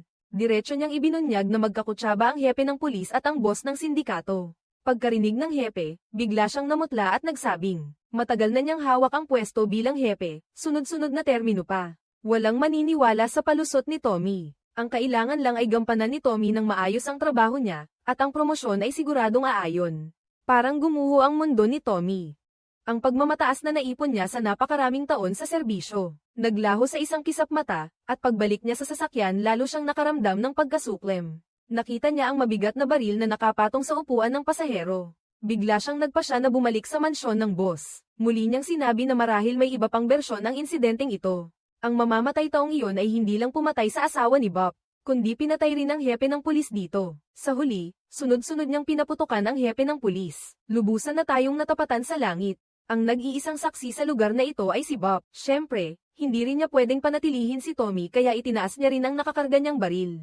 Walang pag-aalinlangan at binaril niya siya hanggang mamatay. Ang mataas na supervisor ng hinaharap na mundo. ay sinusuri ang datos ng labanan ng pangkat ni Burton. Natuklasan nilang lubusang tumugma na ang mga ito sa sistema ng kontrol sa nerbyo. Higit pa rito, wala itong anumang side effect. Mabilis na inisip ng supervisor na siguradong ito na ang resulta ng pinakabagong eksperimento ng Research Institute, at siya mismo ang pinuno nito. Dumating pa si Charles dito, malinaw na alam na niya ang balita tungkol kay Flynn pagkadating lang nito. Ang supervisor, isang tusong matanda rin, agad nag-utos sa assistant na burahin ang katatapos lang na tiningnan na datos. Plano sana ni Charles na magsimula ng isang ilegal na operasyong panaktik, pero pumalpak ang resulta, kaya napilitan na lang siyang diretsyong sabihing may iba siyang pakay. Nang dumating dito si Ben, sinabi niyang may taong nagnakaw ng mahalagang datos ng Research Institute. Hiniling niyang makialam ang supervisor para maibalik ang katarungan. Si Charles ang tunay na dapat matakot na malaman ng supervisor ang nakakasirang impormasyon tungkol sa kanya. Tama lang si Fly, dahil kapag siya ang unang naglatag ng lahat, saka pa lang niya makokontrol ang sitwasyon, sabi niya. Ang uri ng lihim na teknolohiya ng Research Institute ay isang napakasensitibong aparatong pangkontrol sa nerbyo. Kapag nailantad ang teknolohiyang ito, hindi lang ang laboratorio ang mahaharap sa sisi, kundi pati ang buong lipunan ay haharap sa malaking panganib. Mula sa matinding laban na ipinakita ng mga tao ni Burton, makikita ang tunay na ambisyon ng supervisor. Napakalaki ng saklaw ng supervisor, at bigla niyang naunawaan ang kakilakilabot na ugnayang nakapaloob doon. Gustong samantalahin ni Cherise ang pagkakataong ito, gamit ang supervisor para kumilos. Para tuluyang mawasak ang pamilya ni Flynn at ni Lev sa lahat ng panahon. Kaya pala ito ang tinatawag na kapangyarihang makadiyos ng supervisor. Hindi nakapagtataka kung bakit takot na takot si Lev sa kanya. Lalo na at ang supervisor, ay may kapangyarihang burahin mismo ang isang buong angkan. Dahil dito, hindi rin nagulat si Cherise nang makita niyang unti-unting lumalayo ang anino niya. Ang mataas na supervisor ay tuluyang nalubog sa malalim na pag-iisip. Hindi niya alam kung ginagawa ba niya ito para sa katatagan ng buong lipunan, o para talagang lipulin si Flynn at ang pamilya nito. Sa pagtatapos ng nakaraang yugto, nabanggit ang pulis na si Tommy. Sa gitna ng galit, binaril niya hanggang mamatay ang hepe ng pulis. Kasabay nito, hinarap niya ang boss matapos ang lahat ng pangyayari. Kitatanto lang niya ang kabaliwan ng kanyang ginawa, pero, nang nagpaputok na, imposibleng umurong. Kailangan niyang sundin ang plano. Kaya, nagpanggap siyang bagong dating at tumawag ng backup. Di nagtagal, maraming pulis ang dumating sa pinangyarihan ng krimen. Lahat ng pagdududa ay ibinunton kay Pete, ang mamamatay tao. Sa pagkakataong ito, lumapit ang isang kasamahan kay Tommy at sinabing may isang biktima na buhay pa rin. Nagulantang si Tommy at dali-daling pumasok sa silid upang suriin. Hindi inaasahang buhay pa si Bob. Habang nag-iisip si Tommy kung ano ang gagawin, dumating ang balita mula sa ospital na si Pete, ang mamamatay tao na naghahasik ng lagim sa ospital, ay nabaril at napatay na ng magkapatid na Flynn. Ito ay itinuring na isang paraan upang tulungan si Tommy na patayin ang mamamatay tao ng walang bakas, at isisi ang pagpatay sa pinuno ng departamento sa kalaban. Ngayon, ang natitirang banta ay si Bob na lang. Inirerebisa siya sa ospital. Si Ash, ang tekniko mula sa Jackie Corporation, sa mundo ng hinaharap, sa pamamagitan ng pagkalap ng impormasyon mula kay Flynn sa buong panahon ng kanyang medikal na trabaho sa kasalukuyang mundo, ay nahulaan na ang dahilan ng pagkawala ng teknikal na dokumentasyon ng laboratorio. Malamang na itinago ang mga dokumentong iyon sa utak ni Flynn. Gayunpaman, may iba pang iniisip si Ash kaya hindi niya agad iniulat ito kay Lev. Hindi inaasahan, si Lev, ang tusong matandang Zorro, ay narinig ang pag-uusap ng kanyang sakop. Ginamit niya ang pinakamamahal ni Ash para takutin siya. Kaya wala siyang nagawa kundi sumuko at sa huli ay sinabi niya ang lokasyon ng teknikal na dokumentasyon. Alam ni Ash na malupit ang kanyang amo. Upang protektahan ang sarili, lumapit siya kay Cherise. Ginawa niyang kondisyon ang lokasyon ng teknikal na dokumentasyon para sa isang kapalit. Hiniling niya kay Cherise na tulungan siyang tanggalin si Lev. Sinabi ni Cherise na kung angkop ang oras, susubukan niyang kumilos. Ngunit ang pinakamahalagang bagay ngayon, ay hindi dapat makuha ng Jackie Corporation ang teknikal na dokumentasyon. Ang pinakaligtas na paraan ngayon ay direktang ipagawa, na mawala si Flynn sa kanyang mundo. Subalit, nanatili ang magkasalungat na pananaw ng Monitor at ni Cherise. Nilalayon ng Monitor na makipagtulungan kay Flynn. Maaari siyang magbigay ng mga mapagkukunan sa totoong mundo kay Flynn, upang makalaban si Flynn sa pagtugis ni Cherise. Kahit natulungan siyang makatakas sa The Jackpot, ang peripheral ng grupo ni Flynn sa kinabukasan, ay isang pangkat ng mga hindi sumusunod sa batas na hindi nakatali sa anumang patakaran. Ito ay isang matalim na sandata upang kontrahin ang Research Institute. Sa gayon, mayroon ng pagtatangi ang Monitor laban sa Research Institute. Ang kooperasyong ito ay isang win-win na sitwasyon. Pakiramdam ni Flynn ay okay, ngunit mayroon siyang isang kondisyon. Iyon ay, pagalingin ang sakit ng kanyang nanay. Hindi inaasahan, pagkatapos suriin ng monitor ang isang archive ng data. Sinabi niya na hindi na magagamot ang sakit ng nanay ni Flynn. Mamamatay siya pagkatapos ng 23 araw. Pagkatapos marinig ito, wala nang gana si Flynn na makipagnegosasyon. Agad siyang offline, yamakap sa kanyang kuya at umiyak ng husto. Nawalan na si Flynn ng tatay, at ngayon ay ayaw na niyang mawalan pa ng nanay. Hindi inaasahan, mas matatag pa ang nanay ni Flynn kaysa sa inaakala. Kapag pagod na siya sa lahat at umalis na sa mundong ito, wala nang iniintindi si Flynn. Sa oras na iyon, makakalabas na siya sa kanyang shell at magkakaroon ng malaking kapangyarihan. Umasa pa rin si Flynn at muling nag-online. Balak niyang hanapin si Wilf upang mag-isip ng paraan. Nakaramdam pa rin ng guilt si Wilf sa oras na ito. Ang gamot na ibinigay niya noon sa nanay ni Flynn ay mayroon lamang 50% posibilidad ng tagumpay. Mapagpatawad si Flynn, at pinili niyang magpatawad. Ngunit si Wilf ay mukhang napakapanglaw. Palagi niyang iniisip na dapat alam niya ang pinagtataguan ni Aelita, ngunit hindi niya maalala. Si Flynn ay nagmungkahi ng isang paraan, subukang bumuo ng spiritual connection. Gagamitin niya ang katauhan ng isang observer, na nakatayo sa tabi, upang maunawaan ang mga naisip at karanasan ni Wilf. Siguro ay matutuklasan niya ang mga pahiwatig na nakalimutan niya. Pagkatapos, hawak kamay ang dalawa. Agad na pumasok ang kanilang mga iniisip sa isip ng isa't isa. Dahil sa napakaraming impormasyon, pinili na lang ni Flynn ang isang bahagi ng mga alaala. Pagkatapos, naramdaman niya ang matinding samahan ni Wilf kay Aelita at ang galit nila kay Lev. Sa huli, ginamit ni Flynn ang pagkakataong ito para tanungin kung ano ang nararamdaman ni Wilf para sa kanya. Hindi inaasahan, pagkatapos nito ay isang napakatamis na sandali, hindi nagpahuli si Wilf, at ipinahayag din niya ang kanyang nararamdaman para kay Flynn. Sa huli, katulad din siya. Maaaring sabihin na pareho silang nagkakaintindihan. Hindi pa lang nila na ipapahayag ang tunay nilang damdamin dahil hindi pa ito ang tamang oras para pag-usapan. Ang pag-ibig. Naalala ni Flynn ang isang sikretong base militar na pinili ni Wilf at Aelita noon nang lumikas sila, kung nasaan ito noon. Biglang napagtanto ni Wilf na ito ang sikretong base, na pag-aari lamang nilang dalawa.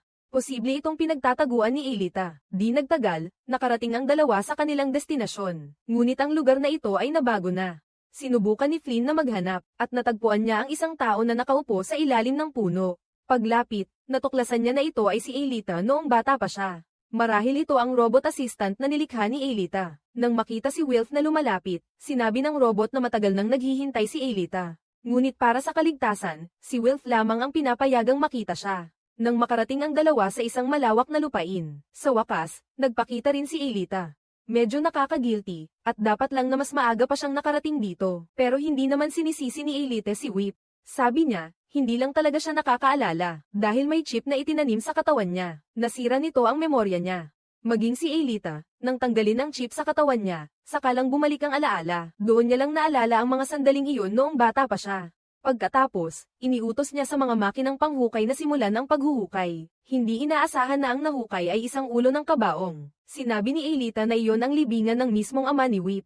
Pagkatapos ng katapusan ng mundo, maraming mga nakaligtas ang tinamaan ng nakahahawang sakit. Natatakot ang pinuno ng RQ at ang ama ni Lev na kakalat ang epidemya, kaya pinatay nila ang lahat ng mga lumikas. Kasama roon ang ama ni Whip na nakatalaga sa kampo ng militar. Pagkatapos, muli nilang ginamit ang Research Institute para magtanim ng chip sa mga tao. Para kontrolin ang mga alaala ng lahat tungkol sa pangyayaring ito. Para maiwasan ang kaguluhan sa lipunan, iyan ang kalupitan ng grupo ni Jackie. Kaya nagpa siya si Aelita na ilantad ang lahat ng ito. Kasabay nito, nakakuha rin siya ng maraming taong inapi at napinsala. Nakita ni Whip na kung sa lakas lang ng mga taong ito aasa. Wala silang magagawa. Pero matagal nang handa si Aelita sa lahat. Ang mga teknikal na dokumento ay itinago sa utak ni Flynn. Iyan mismo ang pinakamalakas na sandata na hindi pa alam ni Flynn. Siya mismo ang naging target ng mga puwersang nagmamasid sa kanya. Hindi niya sinasadyang nalaman ng isang napakahalagang bagay. Mula mismo sa bibig ng matalik niyang kaibigan at sa kawan ng pulisya ng seguridad, sabay nilang inilunsad.